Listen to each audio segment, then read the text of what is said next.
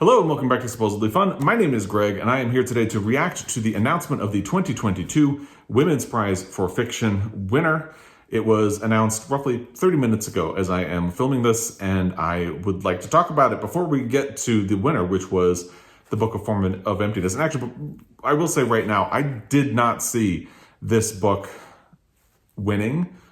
I think I underrated its chances. And it's kind of fun when that happens. This seems to be a thing for me in the Women's Prize. I think when Hamnet won, that was a little more obvious. But last year, I did not see Piranesi by Susanna Clarke coming, and it ended up winning. So this is probably why I don't really consider myself an expert on the Women's Prize. But I do sort of enjoy following it. And it was a very fun winner's announcement. And I am a fan of Ruth Ozeki's previous novel, as we will talk about in a second. The first thing I want to do is shout out The Love Songs of W.E.B. Du Bois by Honorée Fannone Jeffers. This is a book that I really love and did not make the long list. And I do think that's a bit of a shame. This was a pretty shocking oversight to me. So I wanted to quickly shout it out. I am wearing my OU t-shirt in support of Honorée Fannone Jeffers today because she is a teacher at this school. And I'll leave it at that. I just wanted to mention that book and throw a little love its way. It is interesting because of the authors who were shortlisted for the Women's Prize this year, I was unfamiliar with Meg Mason and Lisa Allen-Agostini, but the other authors, Ruth Ozeki, Maggie Shipstead, Elif, Shafak, and Louise Erdrich, are people who were known to me previously. Maggie Shipstead only because roughly a year ago she made the long list for the Booker Prize for Great Circle, which was shortlisted for the Women's Prize here, and I read that book earlier this year and enjoyed it. So she's the newest to me, but the other three, Ruth Ozeki, Louise Erdrich, and Elif Shafak, are people who have either been on my list of authors to get to or who have written books that I've really enjoyed in the past. And since she was the winner, let's start with Ruth Ozeki because she wrote A Tale for the Time Being, which is a fantastic book. Really, truly fantastic. If you have not read it, I would recommend it. It's a little chunky, but definitely worth your time.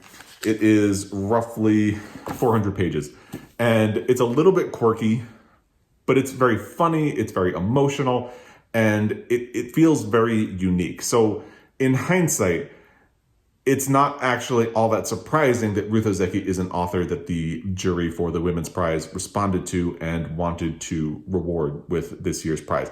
I have not read the Book of Emptiness. We'll talk about that in a moment. I just wanted to definitely shout this book out. So Ruth Ozeki is someone who was on my radar for this. I was really excited to see what she would do next. We'll talk about Book of Emptiness in a moment.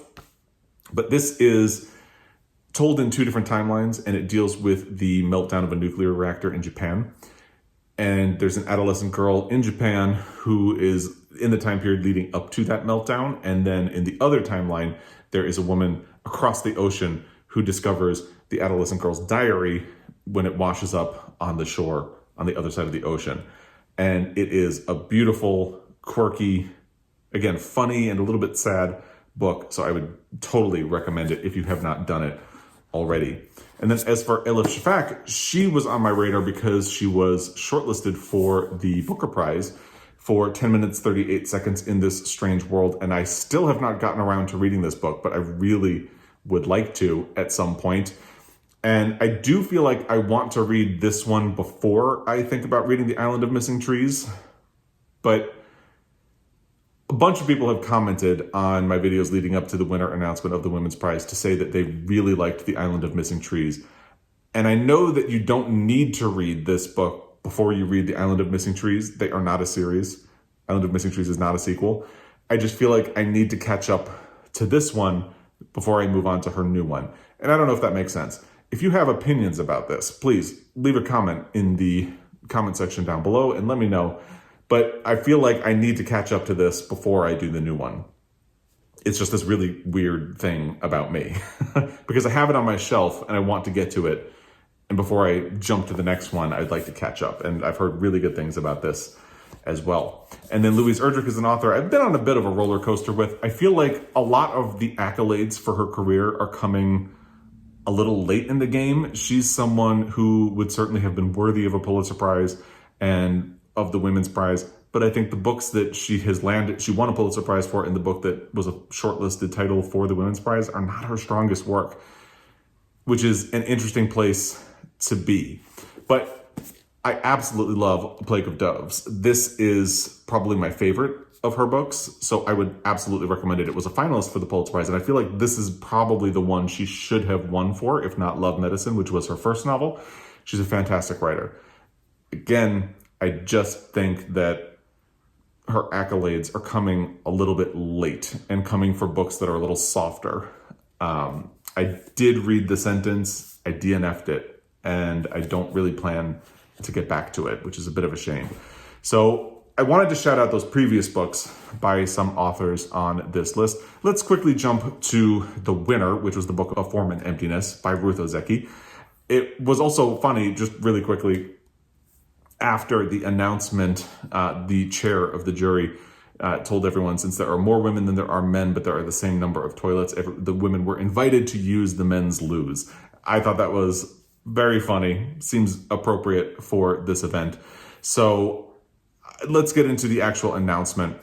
What they said when they announced that the Book of Form and Emptiness was the winner is this: in an extraordinary year for fiction written by women, and from an incredibly strong shortlist, we were thrilled to choose Ruth Ozeki's The Book of Form and Emptiness, which stood out for its sparkling writing, warmth, intelligence, humor, and poignancy. A celebration of the power of books and reading, it tackles big issues of life and death and is a complete joy to read. Ruth Ozeki is truly original and a master storyteller. Which really vibes with my impression of Ruth Ozeki from A Tale for the Time Being. So, since we're talking about it now, I will say I held off on the Book of Form and Emptiness because I wanted to wait until I got some feedback on it. When I saw that Ruth Ozeki had a book coming out last year, I was really excited. And then I read the plot description of it, and it sounded a little too weird for me. Here's the blurb that they offer on the Women's Prize site. It leaves out some of the things that make it sound a little quirky. The Book of Form and Emptiness blends memorable characters, a riveting plot, and vibrant engagement with a variety of themes, including grief and loss, growing up, neurodiversity, climate change, jazz, and our attachment to material possessions. Asked about her inspiration for writing the novel, Ruth Ozeki said, "As a child, I related to objects as though they were semi-sentient, and even now I think about the stories that things could tell if only they could speak. Do things, trees, pebbles, toaster ovens, nuclear reactors, etc., speak? Can they teach us about life, about reality? Obviously, the answer is yes, if we would only learn to listen."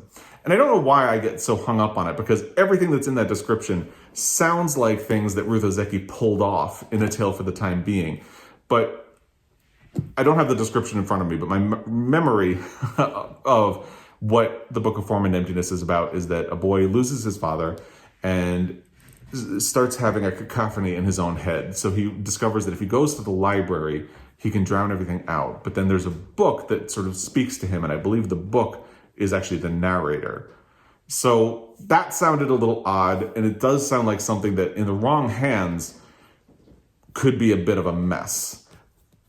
And where it gets complicated is that I absolutely trust that Ruth Ozeki can do that because of what she pulled off here, but I was waiting for feedback on it. And then the feedback was a little bit mixed to non-existent toward the end of 2021, and I didn't really start hearing about the Book of Form and Emptiness until it made the long list for the Women's Prize. So it's only really since it made the long list that people have been talking about the Book of Form and Emptiness, at least in my sphere of booktube, and the feedback has been positive. So I feel like I should catch up to this book at some point, and I haven't decided when that will be, because obviously we are in June, and that is when I focus on LGBTQ reading for Pride Month, and I already have some plans for July. So I am thinking I'm going to catch up to the Book of Form and Emptiness, and I don't really know why I was so resistant to the idea of reading it, because again, yes, it sounds a little odd. It sounds like something that in the wrong hands would be a mess, but I feel like based on her track record, I can trust Ruth Ozeki to do it right. Her speech was absolutely lovely. It started with to be almost like a sort of standard thank you speech listing a lot of people, and then she took a turn and started speaking a little more broadly, and that is when her speech really took off. to me. I loved what she said about women supporting women and how she started out at Smith College and now she has gone back to Smith College as a teacher. She gave a really beautiful shout out to Leila Mottley, who just released her debut book, Nightcrawling, which was selected for Oprah's book club and which a lot of people have been talking about since it was released roughly a week ago. And she had really beautiful things to say because Leila Mottley was a student of hers, and she talks about her as a writer to look out for and be on the lookout for. And I thought that was really beautiful and just very sweet, very sweet. I loved everything she had to say about women supporting women and how important that is. And I loved a lot of what she had to say. And I think because she had such a great speech, and she was really dumbstruck that she won, which was also kind of adorable. She opened her speech, I believe, by saying, "I don't win things." So that really did make it so that even if you were not rooting for the Book of Form and Emptiness, I feel like it would be very difficult not to be happy for Ruth Ozeki because she was so shocked that she had won. And she really built a lot of momentum in her speech and said a lot of beautiful, smart, intelligent things. So I'm very happy for her. Really quickly looking at the books that did not make it, this is the end of the road for Great Circle by Maggie Shipstead. I believe this is the last award, or major literary award at least, that this would have been eligible for because it was released last year. It was listed for the Booker Prize, it was on the shortlist, but it ultimately lost that prize to Damon Galgut and The Promise. And ultimately it was not nominated for the Pulitzer Prize this year. It would have been eligible for that as well. And I do think there are some weaker parts of the book Great Circle, but by and large, I think it is a very tremendous book that does a lot of smart things and has a really great message. It is a very feminist book. So part of me is sad for Maggie Shipstead because she has been the perpetual bridesmaid of the last year when it comes to major literary prizes. Seems like she was always in the mix. And of course, we don't know how close she would have actually come to the Pulitzer, since they don't announce a long list, they don't announce a short list, they just release 2 finalists and the winner on the day it's announced, and she was not in there. So we'd have no idea how close she was for that, but it feels like she's probably a book that the jurors at least talked about, and that is why she seems like the perpetual bridesmaid of the last year. And the good news is, I think a lot of people have discovered Maggie Shipstead through this. A lot of people have read Great Circle, and she just released a collection of short stories, which I haven't really heard a lot of people talking about, but I'm certainly interested in reading. So I think she has cemented her place in the literary world, even if she ultimately did not end up winning. And I think really the same could be said for Elif Shafak. She really jumped onto a lot of people's radars with 10 minutes, 38 seconds in This Strange World, and with the success of The Island of Missing Trees, it seems that she has really become an author to watch alongside Maggie Shipstead. So it would be interesting to see what both of them do next. Again, Maggie Shipstead did just release a collection of short stories. I don't know if or when Elif Shafak will be releasing another book, but it seems pretty guaranteed that when she does, it's going to be an event for people to watch out for and pay attention to, because of the likelihood that she will end up on another long list for a major literary prize. And as I said, I was a little disappointed with the sentence. I can see why it would have appealed to the jury for the Women's Prize, considering the things that they celebrated about the Book of Form and Emptiness and how it is, in a way, a book about reading. And the sentence kind of is. It is set in a bookstore. It is set in Louise Erdrich's own bookstore, which is Birch Bark Books in Minneapolis, Minnesota. I've been there. It's an adorable store. I would recommend it if you are ever in the area. So it is sort of a love letter to book selling and reading, and in that regard, I can see why it really landed hard with the jury for the Women's Prize, especially since it is a book by a Native woman, and really, in the tradition of Louise Erdrich, celebrates Native American storytelling and lives in ways that you don't traditionally see in the rest of the publishing world. And then Sorrow and Bliss by Meg Mason is probably the one I have heard the most mixed response to. There are people who really did not like it at all. There are people who love it. I think because it really deals with mental illness and depression. It seems like a very prickly book, although I have heard people describe it as funny. I have not read it, so I can't really say for myself, but it is something I would be interested in, but I feel like I would read some of the other books on the shortlist before I would get to it. It's probably the one I would get to last, omitting The Sentence, which I did not finish. But I think there could very well be merit in it. I don't want to knock the book, but I've heard the most mixed things about Sorrow and Bliss, which is kind of interesting given its subject matter. I think it's a topic that can provoke very sharp responses in both directions. So it's interesting that it made it to the short list, and it'll be interesting to see what Meg Mason does next. The book on the short list that I am actually most excited to get to is The Bread the Devil Knead by Allen-Agostini, because it sounds like a difficult book. It does deal with things like, there are a lot of trigger warnings for the book. It deals with abuse and assault and violence against women, and I believe someone said it has incest in it. But I can't help but think in my heart that I would have loved to see Allen-Agostini win. It would have been a groundbreaking win for the Women's Prize.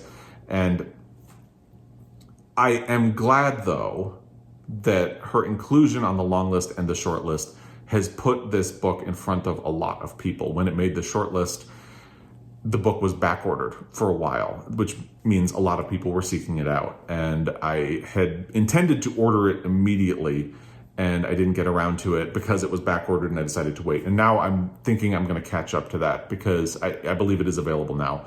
And I'm glad that people have discovered it. And that's why I love these literary prizes, and why, even though I don't consider myself to be an expert on the Women's Prize, I love following them because they are great tools for discovery for me, and they can sometimes force you to reconsider a book that you may have dismissed outright, which was me and the Book of Form and Emptiness. I didn't dismiss it outright, but I was very much unsure whether or not I wanted to read it. And the course of the long list, the short list, and now the fact that it won has really changed my mind about that. And I think it's important to challenge your own perceptions in a lot of different ways.